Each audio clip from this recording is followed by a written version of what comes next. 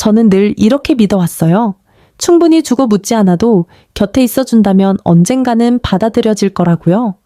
어머니께서 말씀으로 가르쳐 주신 건 아니었지만 저는 어린 시절부터 어머니의 행동을 보며 배웠습니다. 아버지가 늦게 들어오실 때, 심지어 집에 오지 않으실 때도 어머니는 늘 식탁에 아버지를 위한 두 번째 접시를 준비해 놓으셨어요. 그건 어머니만의 방식이었죠. 나는 여기 있어. 그리고 기꺼이 기다릴게. 라는 말 없는 메시지였어요. 저는 그 마음을 물려받았습니다. 그래서 남편 태훈이 세상을 떠나고 우리가 함께 지은 집이 너무 조용해졌을 때 저는 남은 삶을 챙겨 작은 짐을 꾸리고 아들 민우와 며느리 지연이 사는 평창마을로 이사했어요. 가까이 있으면 마음속에 생긴 텅 빈 공간이 채워질 거라고 믿었죠. 내가 충분히 가까이 있다면 그들이 나를 가족의 일부로 기억해 줄 거라고 생각했어요. 처음엔 가능할 것 같았어요. 민우는 종종 전화해서 엄마 잘 지내세요? 라고 물었고 지연은 한두 번 일요일 점심에 저를 초대했어요. 하지만 시간이 지나면서 그 초대는 점점 뜸해졌습니다. 지연의 목소리는 전화로 들을 때마다 예의 바르면서도 어딘가 날카로웠어요. 마치 피할 수 없는 의무를 마주한 듯한 느낌이었죠. 지난주 저는 지연이 좋아하는 레몬 케이크를 구웠어요. 누가 알아주길 바란 건 아니라고 스스로에게 말했어요. 그냥 내가 좋아서 한 일이었죠. 따뜻한 케이크를 손에 들고 마당을 지나며 희망을 품었어요. 하지만 지연이 문을 열었을 때 그녀는 저를 안으로 들이지 않았어요. 한 손으로 블루투스 이어폰을 누르고 억지로 짜낸 미소를 띄었죠. 아, 오셨어요. 그녀가 말했어요. 고맙네요. 근데 저희 지금 나가려던 참이에요. 저는 그 자리에서 케이크를 들고 서 있었어요. 따뜻했던 케이크가 점점 차가워지는 걸 느끼며 문이 닫히는 소리를 들었죠. 아무것도 아니라고 다들 바빠서 그럴 거라고 스스로를 달랬어요. 하지만 집으로 돌아오는 길 가슴에 젖은 모래처럼 무거운 진실이 내려앉았어요. 그날 저녁 저는 부엌 식탁에 앉아서 아무도 기억하지 않는 것들을 기록한 낡은 파란 장부를 열었어요. 그 장부는 누구에게도 보여준 적 없는 물건이었어요. 그냥 세월 속에서 생긴 습관이었죠. 내가 한 일이 의미 있다는 걸 스스로에게 상기시키는 방법이었어요. 아무도 알아주지 않아도 말이죠. 장부의 매이 페이지는 작고 꼼꼼한 글씨로 채워져 있었어요. 날짜, 금액, 목적을 깔끔하게 정리한 표였죠. 손끝으로 그 기록들을 훑으며 가족을 위해 했던 순간들을 떠올렸어요. 민우와 지연의 집을 사는데 보탠 3천만 원. 첫 겨울에 터진 수도관 수리에 쓴 800만 원. 지연이 내년까지 꼭 갚겠다고 약속했던 그녀의 인테리어 사업을 위한 500만 원. 그녀는 끝내 갚지 않았죠. 저는 그 돈들을 빚이라고 생각한 적이 없었어요. 적어도 처음엔 그랬어요. 민우가 어릴 때 태훈과 제가 그를 위해 고생하며 마련했던 안정된 삶을 그들에게도 주고 싶었을 뿐이에요. 하지만 혼자 식탁에 앉아서 저는 문득 생각했어요. 내 주는 마음이 언제부터인가 다른 무엇으로 변해버린 건 아닐까. 그들이 내 존재를 잊고 자신들의 편안함을 위해 내 희생을 돈처럼 써버린 건 아닐까. 마지막으로 적은 항목은 레몬 케이크였어요. 그런 작은 걸 적는 게 어리석게 느껴졌지만 쓰면서 깨달았어요. 이건 케이크에 관한 게 아니었어요. 문이 내 앞에서 닫힌 순간 누군가가 내 존재를 기억해 주길 기다렸던 그 순간에 관한 거였어요. 장부를 덮고 낡은 표지에 손을 얹었어요. 한참 동안 태훈이 앉곤 했던 식탁의 빈자리를 바라봤어요. 그의 커피잔은 늘 반쯤 차 있었고 옆에는 십자말풀이 신문이 접혀 있었죠. 이런 조용한 순간에 처음부터 태훈이 가장 그리웠어요. 내가 상상 속에서만 존재하는 게 아니라고 말해줄 사람이 없었으니까요. 휴대폰이 카운터 위에서 한 번 울렸어요. 민우가 혹시 생각났을까 기대하며 쳐다봤지만 화면은 여전히 어두웠어요. 천천히 숨을 내쉬며 더 이상 삼킬 수 없는 깨달음이 마음속에서 움직이는 걸 느꼈어요. 다음 날 아침 저는 내가 정말 그들이 느끼게 하는 것처럼 보이지 않는 존재인지 알아내야겠다고 결심했어요. 아침이 되자 차를 마셔도 가슴의 둔한 통증은 가시지 않았어요. 저는 늘 저를 지탱해주던 작은 일과들로 바쁘게 움직여보려 했어요. 현관을 쓸고 부엌 카운터를 닫고 창가에 늘어놓은 로즈마리와 세이지 화분에 물을 줬죠. 하지만 모든 게 공허하게 느껴졌어요. 의도한 건 아니었지만 컴퓨터로 공과금을 납부하려고 로그인했을 때 화면에 떠오른 글씨가 눈에 들어왔어요. 지연의 생일 파티 칵테일과 춤을 즐기세요. 소셜미디어에 공개된 초대장이었어요. 반짝이는 광고처럼 화려했죠. 손님 명단을 훑어봤어요. 동네에서 가끔 마주쳤던 이웃들 이름도 모르는 지연의 동료들.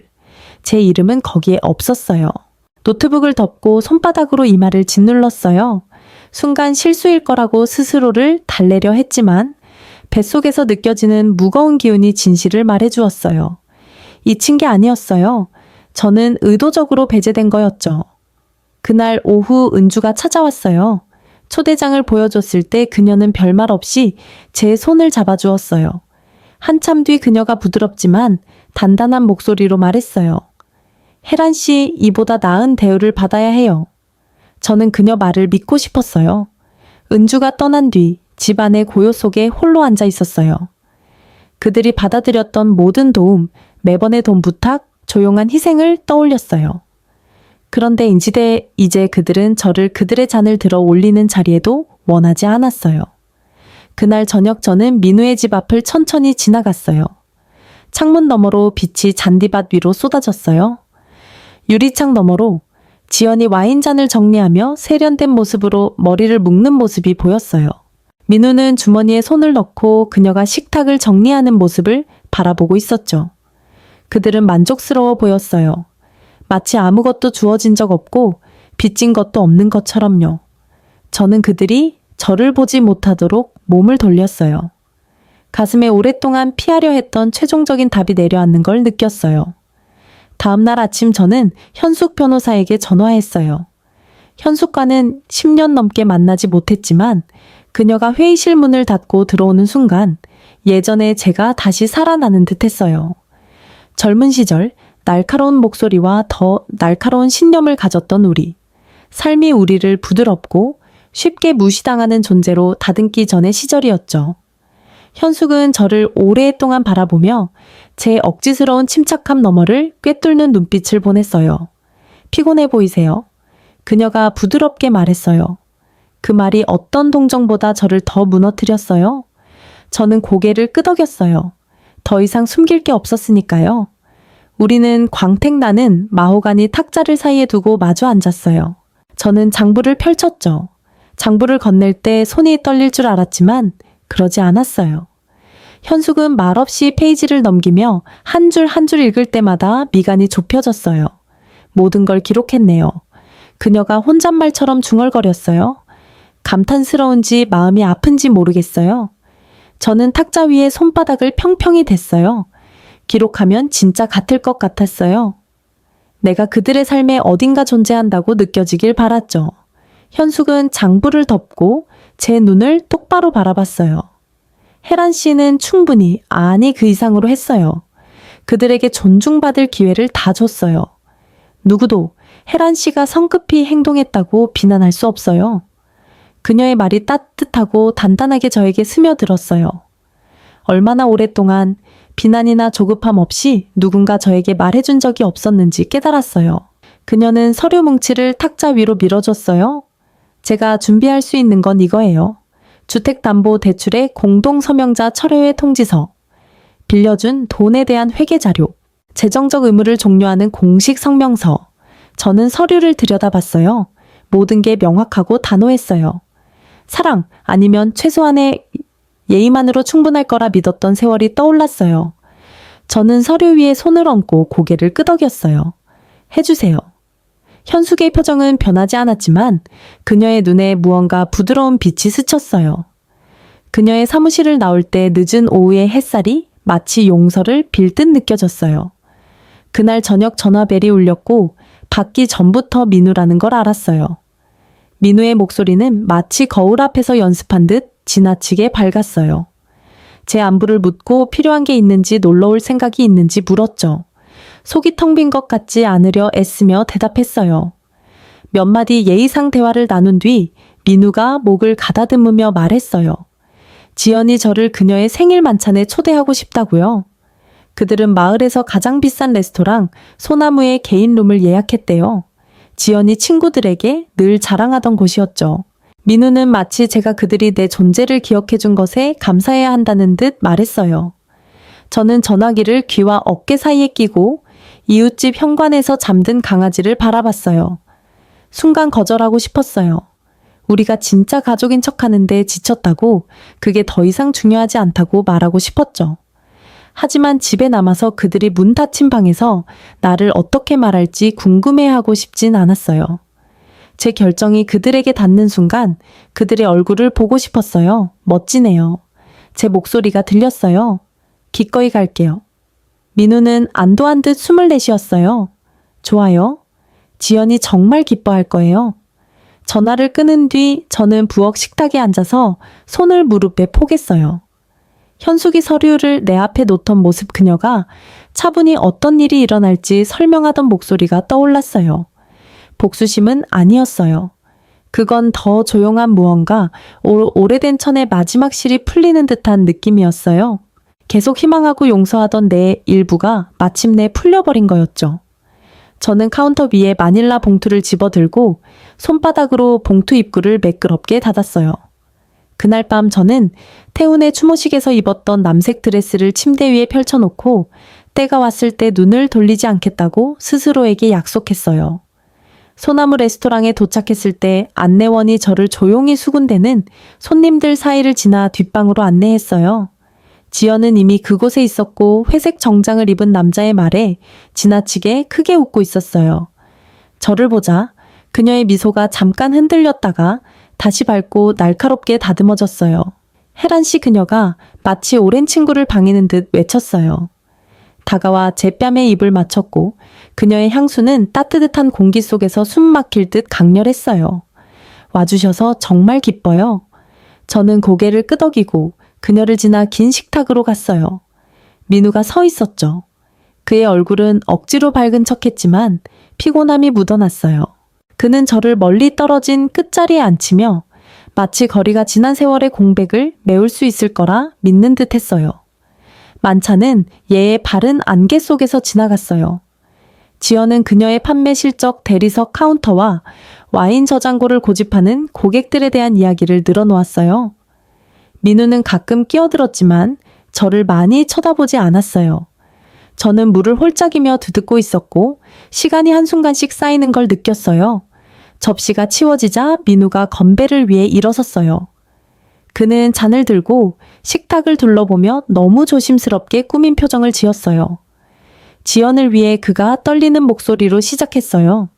그녀의 관대함, 추진력, 그리고 주변 모든 걸 더 좋게 만드는 능력을 위해. 저는 그의 말을 들으며 그의 얼굴을 살폈어요. 그가 정말 그 말을 믿는지 아니면 더 이상 진실과 거짓을 구분할 줄 모르는지 궁금했어요. 주변에서 손님들이 동의하며 잔을 들었고 지연은 사랑으로 착각한 듯한 찬사를 받으며 환히 웃었어요. 저는 시선을 식탁 아래로 내려 내 앞에 깔끔히 접힌 냅킨을 바라봤어요. 집에 있는 장부가 떠올랐어요. 그들의 삶에 내가 쏟아부은 것들을 기록한 한 줄 한 줄. 박수가 잦아들자 저는 드레스 위로 무릎을 매만지고 내 손이 기다려왔던 듯 봉투 가장자리를 스치는 가방에 손을 뻗었어요.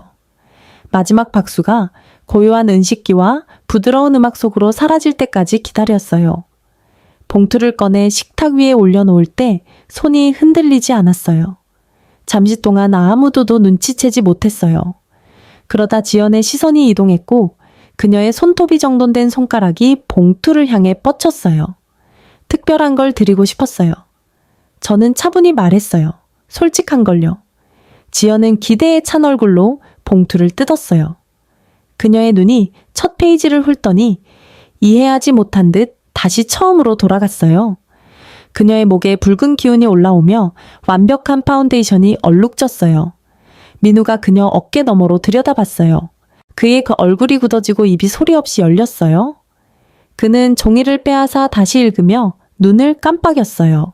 지연의 입술이 소리를 내기 전에 먼저 움직였어요. 마침내 목소리가 나왔을 때 쉰 목소리였어요. 이거 진심이세요? 저는 무릎 위에 손을 포겠어요. 네.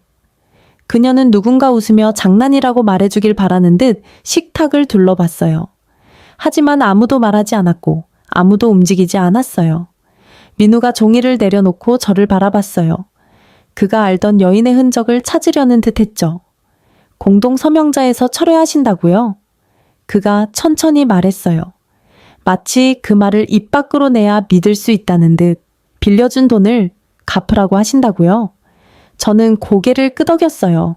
이제 때가 됐어요.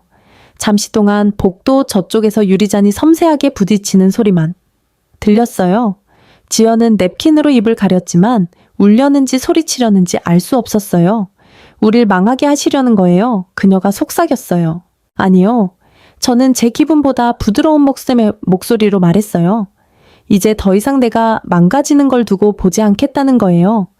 저는 자리에서 일어나 드레스 치쒹을 매만졌어요. 문이 열리는 듯한 공기가 저를 감싸는 걸 느꼈어요. 저는 그들의 대답을 기다리지 않고 그들 곁을 지나갔어요. 복도로 나오며 뒤를 돌아보지 않았어요. 모든 시선이 제 등을 좇는 걸 느꼈지만요.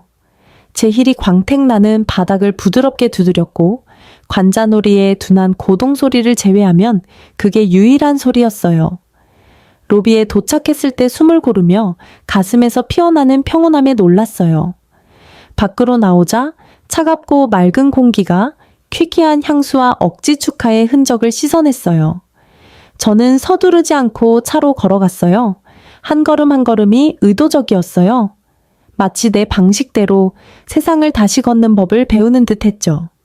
운전석에 앉아 핸들 위에 손을 올렸고 잔재한 떨림이 사라지는 걸 느꼈어요. 몇 년 만에 처음으로 떠나거나 머물거나 인정받기 위해 누군가의 허락을 기다리지 않는 기분이었어요. 저는 단지 나를 위해 결정하고 있었어요. 집으로 돌아오는 길 전화가 계속해서 진동했지만 손을 뻗지 않았어요. 보지 않아도 민우나 어쩌면 지연이 저를 예전의 순환 속으로 끌어들이려 애쓰는 걸 알았어요. 애원하고 흥정하고 설명하며 한때는 통했을지도 모르는 것들이었죠. 태훈이 늘 저에게 내가 생각보다 강하다고 말하던 게 떠올랐어요. 저는 그 말을 완전히 믿지 않았었죠. 하지만 그날 밤 조용한 거리로 접어들 때 제 안에서 무언가가 제자리를 찾는 걸 느꼈어요.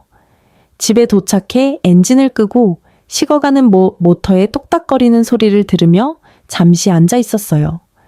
어두운 창에 비친 제 모습은 기억보다 나이 들어 보였지만 두려움이 없어 보였어요. 차에서 내려 문을 닫을 때 제가 할 수 있는 조용한 확신이 함께했어요. 집 안으로 들어가 단 하나의 램프를 켰어요. 가방을 식탁에 올려놓았고 옆에 빈 공간이 더 이상 상실이 아니라 가능성에 가까운 무언가로 느껴졌어요. 다음 날 아침 저는 몇 년 만에 처음으로 가벼운 마음으로 눈을 떴어요. 목구멍의 조임도 가슴에 잔재한 통증도 없었어요. 햇살이 부엌 바닥을 비스듬히 비쳤고 커피를 따르며 저도 모르게 흥얼거리는 자신을 발견했어요. 작은 안도의 음표에 놀랐죠. 앉기도 전에 전화벨이 울렸어요. 보이스메일로 넘겼어요. 몇 분 뒤 다시 그리고 또다시 같은 번호가 끈질기게 깜빡였어요. 마침내 전화를 받았어요. 의무감이 아니라 그들의 절박함의 모양을 듣고 싶었기 때문이에요. 민우의 목소리는 너무 밝아서 금방이라도 끓어오를 듯 팽팽했어요. 엄마, 우리 얘기 좀 해야겠어요. 우리를 완전히 당황하게 하셨어요. 지연은 정신없어요. 저는 카운터 가장자리에 손을 얹었어요. 그럴 거예요. 그가 숨을 내쉬었고 어린 시절 저를 실망시켰을 때 코끝을 쥐던 모습이 떠올랐어요. 적어도 이걸 논의할 수 있을까요? 다른 방법이 있을 거예요. 없어요. 저는 조용히 말했어요. 이제 이 가족이 아닌 척하는데 지쳤어요. 그의 침묵은 무거웠고 그가 전화를 끄는 줄 알 정도로 길었어요. 그러다 그가 목을 가다듬었어요. 엄마 정말 변하셨어요. 그가 작게 말했어요. 아니요. 제가 대답했어요. 숨기는 걸 멈춘 거예요. 통화가 끝났을 때 후회는 느껴지지 않았어요. 단지 예상치 못한 단단함 뿐이었죠. 집 안을 걸으며 의자 등 바디 매끄러운 난간 벽난로 위에 늘어선 오래된 사진들을 만졌어요. 오랫동안 이곳을 아무도 원하지 않는 사랑을 가둔 감방처럼 상상했었죠. 오늘 이곳은 다시 제 집처럼 느껴졌어요. 오후를 작은 여행 가방을 꾸리며 보냈어요. 화려한 건 없었고 몇 주 필요한 것들 뿐이었죠. 마지막 지퍼를 닫았을 때 제가 어디로 가는지 정확히 알았어요. 그날 저녁 티켓을 예약하며 첫 확인 버튼 위에 손가락을 잠시 멈췄어요. 그 짜릿함을 느끼기 위해서였죠. 제주도는 늘 제 상상 속에 자리 잡은 곳이었어요. 시간이 더 많거나 돈이 더 있거나 누군가의 허락이 있을 때 가겠다고 약속했던 곳이었죠. 이제 누구의 승인도 필요 없었어요. 다음날 아침 은주가 제 차가 차고에 있는 걸 보고 찾아왔어요. 아직 전화하지 않았지만 그녀는 무언가 바뀌었다고 느꼈을 거예요. 제가 어디로 가는지 말했을 때 그녀는 웃다가 울음으로 바뀌는 소리를 냈어요. 저를 꼭 끌어안았고 그 순간 저는 오랜 세월의 공허함을 잊을 뻔했어요. 드디어 했네요. 그녀가 제 머리에 대고 속삭였어요. 드디어 자신을 선택했어요. 저는 고개를 끄덕였어요. 더 할 말이 없었죠. 그녀가 떠난 뒤 저는 집안을 돌아다니며 모든 게 제자리에 있는지 확인했어요. 장부는 서랍에 넣어뒀어요. 더 이상 내가 충분히 줬음을 증명할 필요가 없었으니까요. 집을 맡아줄 사람을 위해 작은 봉투를 부엌 카운터에 올려놓고 로즈마리 화분에 마지막으로 물을 주고 창문을 열어 신선한 공기를 들였어요. 떠날 때가 되었을 때 망설이지 않았어요. 문을 잠갔다. 아무런 후회도 남지 않았고 단지 이게 내가 해야 할 일이라는 단순한 안도가 있었을 뿐이에요. 공항에서 여행자들의 밝은 목소리와 분주한 움직임을 바라봤어요. 한때는 뒤에 남아 다른 사람의 창문 너머로 삶을 지켜보던 여성이었죠. 이제 저는 그 일부였어요. 작은 가방을 들고 비행기에 올라 창가 자리에 앉았어요. 엔진이 윙윙거리며 살아나는 소리를 들으며 유리창에 손을 얹었어요. 누군가 저를 봐주길 기다렸던 모든 세월이 떠올랐어요. 그리고 처음으로 제가 마침내 저 자신을 봤다는 걸 알았어요.